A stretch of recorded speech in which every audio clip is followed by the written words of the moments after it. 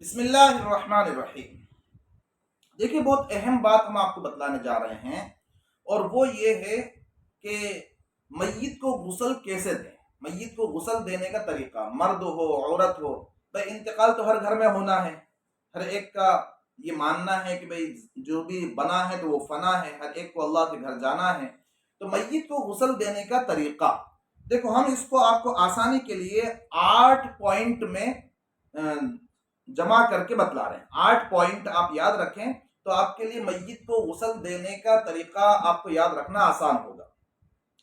Number 1، سب سے پہلے number پر پانی کو گرم کرنا ہے، کنکنا پانی رہے، ذرا نیم گرم جس کو کہا جاتا ہے، بیری کے پتے ڈال کر کنکنا پانی تیار کر لیں۔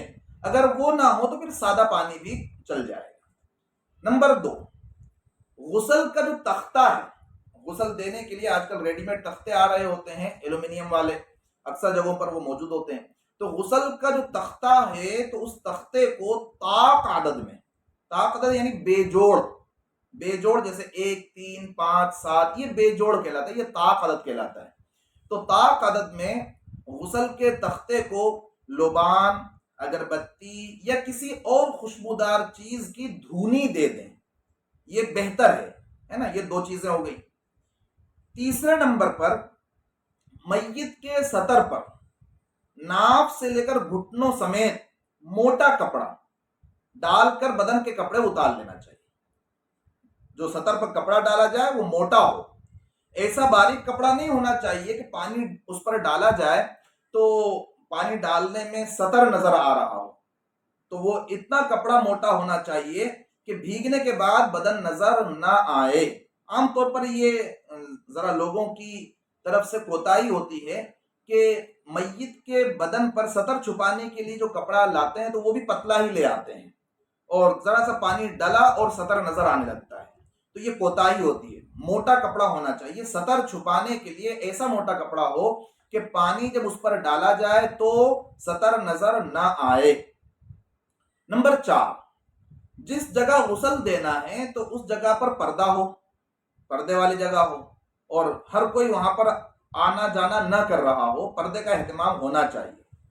اب اس کے بعد نمبر 5 کیا کرنا ہے؟ سب سے پہلے میت کو استنجا کروانا ہے نا۔ استنجا کروانا ہے، اس کا طریقہ یہ کہ ہاتھوں میں دستانے پہن لیے جائیں، یا ٹیلر درزی جو ہوتے ہیں تو وہ ایسی تھیلیاں بنا دیتے ہیں کہ ان کو ہاتھوں میں لپیٹ لیا جاتا ہے۔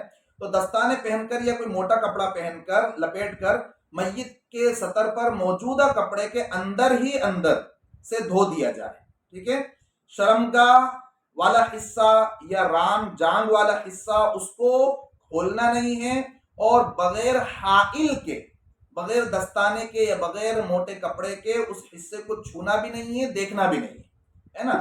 تو ران والے حصے کو، شرمگاہ والے حصے کو نہ تو دیکھنا ہے اور نہ ہی بغیر حائل کے اس کو چھونا ہے۔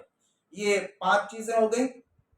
نمبر 6، اس کے بعد پھر میت کو وضو کرانا ہے۔ وضو جیسے ہم کرتے ہیں اسی طرح سے وضو میت کو کرانا ہے۔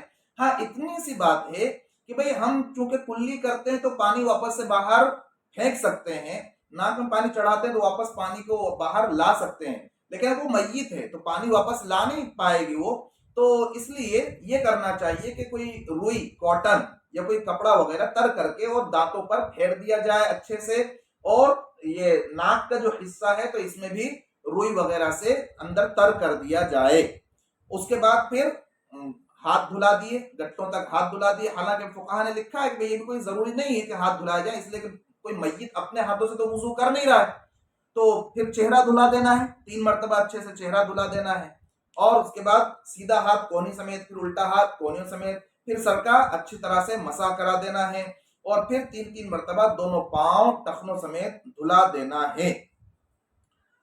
تو یہ میت کا وضو ہو جائے گا۔ اس کے بعد پھر کچھ روئی لے کر، ہے نا، روئی کا حصہ لے کر وہ ناک کے سوراخوں میں لگا دیا جائے، کان کے سوراخوں میں لگا دیا جائے، اور یہاں منہ پر لگا دیا جائے تاکہ پانی ان سوراخوں سے اندر نہ جائے، ٹھیک ہے۔ تو اچھی طرح سے جیسے ہم وضو کرتے ہیں اس طرح سے ہم نے میت کو وضو کرا دیا، اور اس کے بعد روئی لے کر وہ ناک، کان اور منہ پر لگا دی۔ نمبر 7، میت کے جسم پر 3 مرتبہ پانی بہانا ہے، 3 مرتبہ، اس میں بہتر جو ہے وہ میں آپ کو بتلا رہا ہوں، پہلی اور دوسری مرتبہ بیری کے پتوں میں پکا ہوا پانی، پہلی اور دوسری مرتبہ میں بیری کے پتے ڈال دیے تھے پانی میں اور اس کو پکا لیا، نیم گرم کر لیا تھا وہ پانی، اور تیسری مرتبہ میں کافور ملا ہوا پانی، جس کو کپور بولتے ہیں، کپور کی بٹی بولتے ہیں ہمارے یہاں پر، تو وہ کپور ملا ہوا، کافور ملا ہوا پانی وہ بہا دیا جائے تو یہ بہتر ہوتا ہے۔ اگر یہ چیزوں کا انتظام نہ ہو پائے، بیری کے پتوں کا، کافور کا، تو سادہ پانی بھی کافی ہوتا ہے۔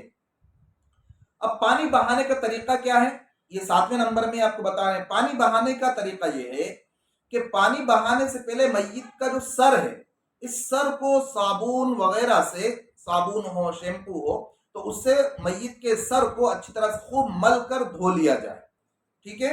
تو سر دھل گیا، اب اس کے بعد میت کو بائیں کروٹ پر لٹا دیں، بائیں کروٹ یعنی لیفٹ سائڈ جو ہے نیچے آ جائے اور رائٹ سائڈ اوپر آ جائے۔